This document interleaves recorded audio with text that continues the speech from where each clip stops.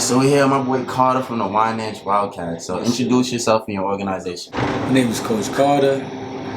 Started the Wyandanch Wildcats last year. We have two teams now. We had one team last year. Here in the community of Wyandanch, we just wanted to put something together that we wanted to put something in the community that was structure related. I knew a couple guys, I knew a couple people around us that love football, and we figured, you know what, why not restructure what football was like in Wyandanch and use it as a great way to re-guide the community in general. And that's where we at right now. So how long has this organization been around? What's the history behind it? So we started last year. The history of the Wyandanch Wildcats is it's an interesting plight there. So myself personally, I've coached in a couple different places here in and out, especially like when I was first just trying to get some coaching underneath my belt. So I started coaching with the Wyandanch Junior Warriors. Okay. At the time, that was the, I guess you could say, functioning youth football program in the community of Wyandanch. Let's say it started in about 2019. I was assistant coached a 9 and 10-year-old team that went on to win a championship. There were issues, but nothing at the time on the surface from an assistant coach's perspective. With the lack of information that I had, there was nothing that I thought was so much of an issue that couldn't be fixed. So in the off season, meaning the end of 2019, early 2020, started just looking into, what were some other towns that were excelling at the sport and reaching more groups of children, because in 2019 there was only that one team for the Wyandanch Junior Warriors. And considering the fact that it was a program that was in existence for 12 years, that was like alarming. It does make you kind of say, what traditions, what culture was being built in 12 years that we could only produce one team. When also, when you looked at a lot of the surrounding communities, there were a bunch of kids from Wyandanch playing in those towns. So these were all questions that I was asking myself at the top of 2020. COVID happens. There's no football in the league that the Junior Warriors were playing in at the time, the Police Athletic League, Suffolk County, PAL. Fast forward into 2021, I sit down with the administrators of the Wyandanch Junior Warriors. I explain what the concerns are, and I also give answers to what we can do and what we should do about it. There was little to no interest. They told me just about everything but go somewhere and sit down. I continued my best to try to educate them on what tools were being used around Long Island to improve programs, to fundraise, to engage more children, to get more people involved.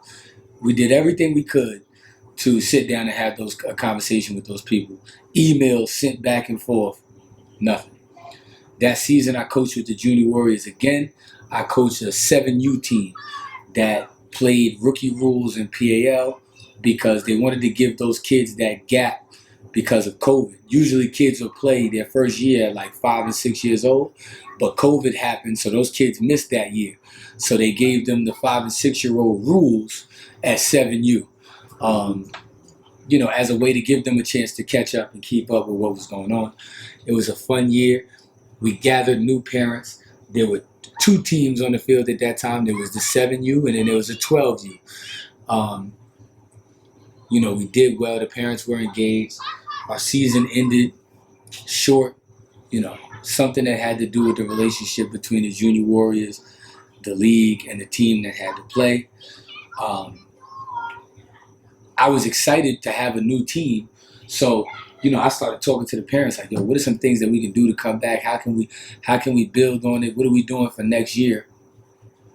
And a lot of parents responded to me that they just weren't coming back. They didn't like the way things were handled. Things were happening such as, like I said, this organization has been around for 12 years. The Wyandanch Junior Warriors was around for 12 years. Our kids didn't get any equipment until the day before the first game. They had no interaction, football's a contact sport. You need that experience. The equipment didn't fit. There was a long list of problems. And, I had to essentially ask myself, for an organization that was running for 12 years, was it acceptable? And the answer was no. My first answer was, you know what? I have friends in other towns. I have friends in Deer Park. I have friends in Copeg who told me, you know what, just bring your kids over here and we'll do that. And I was going to do that. That was my original plan. I remember calling people and saying, hey, I think I'm going to end up coaching in Copeg or Deer Park. If you guys are interested in coming over, come on down. But that's where I'm going. I think I'm leaving the Warriors. And I had a conversation with a family member of mine. And she basically told me that if I did that, I was just as bad as everybody else. Fast forward 3 or 4 more conversations with the Wyandanch Junior Warriors administration. They had no interest. We started the Wyandanch Wildcats. It was just time to go a different way. It was just time. How does the town of Wyandanch factor into this, and what are the obstacles that you face? How does the town of Wyandanch factor in? Well, I ain't gonna sugarcoat it. I'm gonna talk like me. Wyandanch is not doing well. We're not achieving the goals that need to be achieved to function as a culture, as a community. The school district struggles. Most of the non-for-profit organizations in Wyandanch struggle. There's a lack of support. There's a lack of culture. Because when I say lack of culture, to me, culture means value. It's something that matters to me, so I'm not going to let X, Y, and Z take place to it because of what it means to me. I value my culture. That's what I think of. The Wyandanch Wildcats is strictly to represent new hope. Let's find a new way of looking at things. Let's start from scratch, rebuild, and let's get to a place of love, and let's get to a place of being productive. There's a fear of talking about being productive. Nobody wants to talk about success in Wyandanch. It's a very, very touchy subject. School board don't want to talk about it.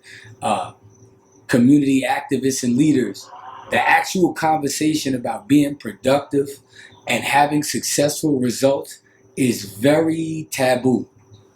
Very taboo. It's not something you're supposed to talk about. I was told by the director of the youth center that we should just stop comparing ourselves to other people and just handle what we got. And on one end, that's a good thing. On another side, it's a bad end. There's so many new cliches in the internet world. Let's not compare. Anybody who competes, you're comparing. If you think LeBron James don't wake up every day and ask what is he doing that's closer to what Kobe or Mike did, you're out of your mind. That's true. That's what makes him a competitor. He's not going to compare, no disrespect to those guys, but LeBron ain't comparing himself to who's in the G League. He's not. He's looking at the top and he's saying, that's the goal. I'm looking to get there. Wyandanch has to adopt the mentality of, you know what? The same old way just not going to work. Let's start developing plans and ideas that have to do with being number one. Not like 9, 10, or 50. You know what I'm saying? Stop celebrating the small victories. We've had 99 celebrations for small victories. Let's get a big one. It's definitely doable. There's enough intelligent children in the community. There are a large amount of hands-on parents in the community. And those are the people that the Wyandanch Wildcats are looking to tap into. So, how does Wyandanch factor in? Wyandanch is everything to the Wildcat. That's the whole purpose. We could have did this anywhere. Travel football is the new thing. Everybody, let's go join these super teams. Nah, bro, it was way more important to do it here. Let's get it done here. It's way more important to this community to get it done here. So what does being a head coach mean to you? Leadership, balance, structure. Leadership, the kids, the parents, the community essentially is watching my every move. In the Wildcats, with ruffled a lot of feathers. Everything we do is being watched, so you really do have to live by example. Like, this is everybody who's involved, the coaches, the people who run the concession stand. Your leadership qualities are being constantly under, I don't want to say ridicule, but you're being watched. So your leadership skills have to be on your forefront. You being a leader has to be rule number one in your personal life. So for me as a head coach, like, I can't ever abandon my duties as a leader. Like, I have to consistently live and move with the ideologies of a leader. Like, everything I do is like, I can't do this, I can't say this because I'm a leader. And there's other people depending on that. The balance is dealing with people. You have to have a great sense of, I can say this to this person, but I can't say this to that person. I need to put this person in this position because they're great at this, but another person might be great at something else. But figuring it out how to balance everybody, and the structure is just, I think in Wyandanch in general, the whole community could stand a little more structure. The whole community could stand a little more structure. So what are your goals for this season?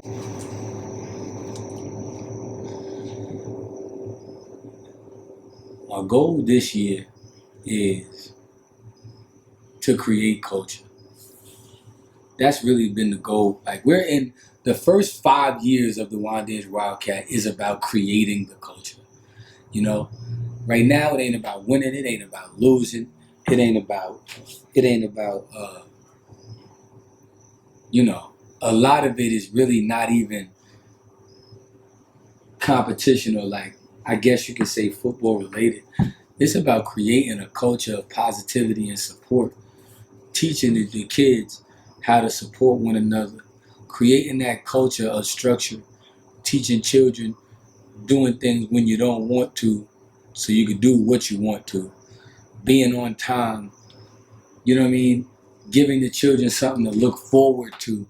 We want Wildcat football to be that thing in the community where everybody can be involved, everybody can be engaged, and your goals as you aspire to play high school ball here, or you aspire to get a college look, or we want to be the stepping stool to change the minds of the youth on what is popular to do and what I should be doing as a kid. For the amount of children that live in Wyandanch, when you put that with the amount of children that participate in organizations in general, it's not high enough. You're along these lines already, so explain how youth sports are essential to kids in minority communities. Number one, it goes back to that key word, structure. Things that we know take place in the minority community. We were just talking about this with Wyandanch has a lot of great basketball players. What happens? Why don't they all, I'm going extreme here, but why they don't all go to the NBA? Why they all don't become high-level college basketball players?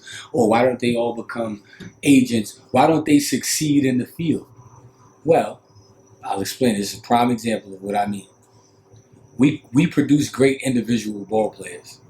Basketball is a sport where a lot of the decision-making is based on the athlete, what the athlete brings to the table.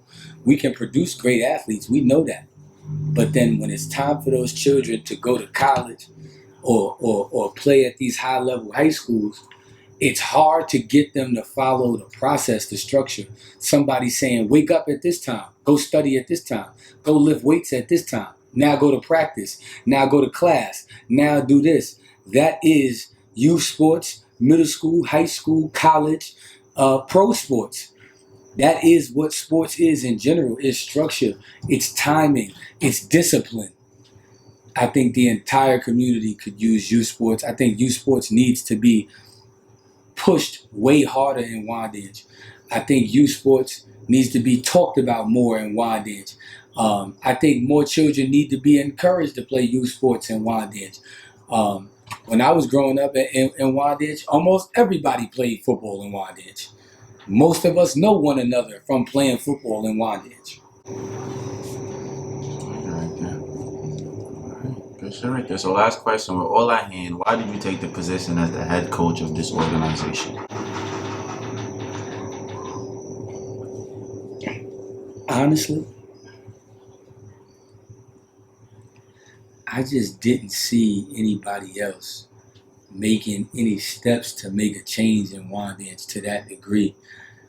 There's so much fear riddled in Wyandanch. Nobody wants to talk about anything. Oh, you can't talk about this because that's so and so's cut. Like, nobody wants to take steps to make changes if it's going to make somebody else uncomfortable. But change is uncomfortable itself. There is no change without somebody being uncomfortable. If someone doesn't get uncomfortable, you probably ain't changing nothing. So I had to be the guy. I'm cool with being that guy. I don't care if the school district never hires me. I don't care who don't like me. I'm going to do what's right. I know my heart is in this. This is what I'm not going anywhere. I plan on doing this as long as I possibly can. You know what I'm saying? As long as I can provide the best situations that I can.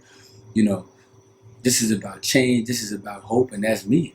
You know, I'm going to put that on, and I'm going to reach out to as many other people and other organizations that are about the same thing. We're going to get positive things done in Wyandanch through youth football. I'm just a person that right now I feel like I have a vision that we can get to where we need to go in this vision. Where it's going after that depends on what type of culture we lay.